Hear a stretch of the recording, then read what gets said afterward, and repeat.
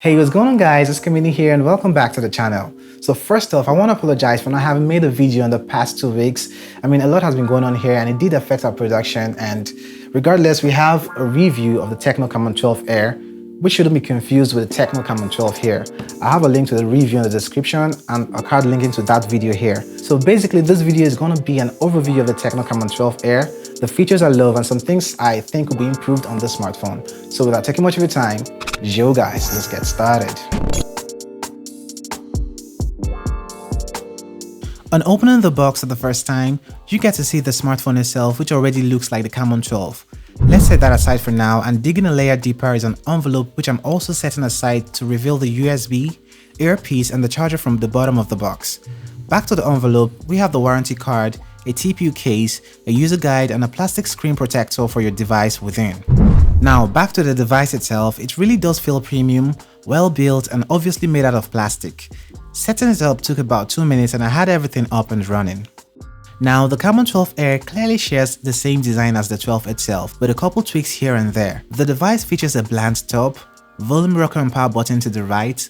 The left side houses the dual nano SIM tray with a dedicated micro SD card slot. The bottom on the other hand has the down-firing speaker grills, micro USB 2.0 ports, which God knows I'm tired of at this point, the mouthpiece opening and the 3.5mm jack port for audio, and that makes this kind of total package as far as I/O ports are concerned.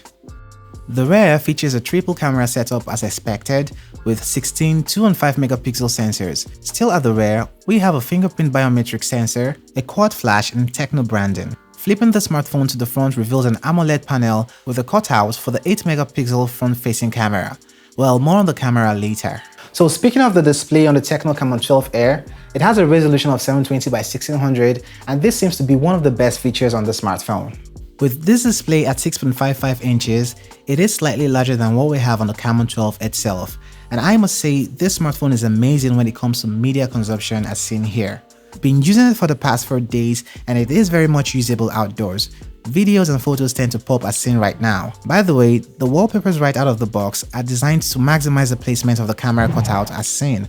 I also did get more nice looking wallpapers for this device using Wallpics, which is a nice app to get amazing wallpapers for smartphones with cutout and notches. I'll have the app also linked in the description below. So when it comes to the camera of the TECNO Camon 12 Air, we pretty much have the same setup as the Camon 12 with a downgrade being in the selfie camera and the wide angle lens. The rear camera setup features the 16 megapixel main shooter, 5 megapixel ultra wide and a 2 megapixel depth sensor. We also have a bright quad LED flash for night or low light photos. Photos can be taken with options ranging from 1x, 2x which is a digital crop, ultra wide and macro. I really did love the colors coming off this camera, and as long as you have good lighting, this phone has got you covered with better than average looking photos.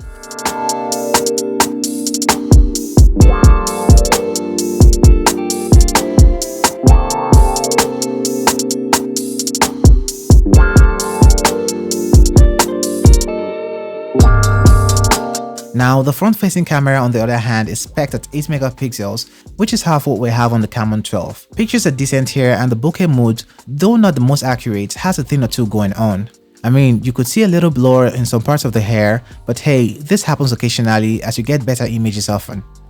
Both the front and rear cameras make videos at up to 1080p and no form of stabilization was noticed in my test. And this is a front-facing camera test for the TECNO Camon 12 Air. Do let me know what you think in the comment section below as I'd love to hear from you guys. So talking about the performance of the TECNO Camon 12 Air, it isn't the strength of this smartphone, and the obvious reason being the 3GB of RAM, which bottlenecks this processor here.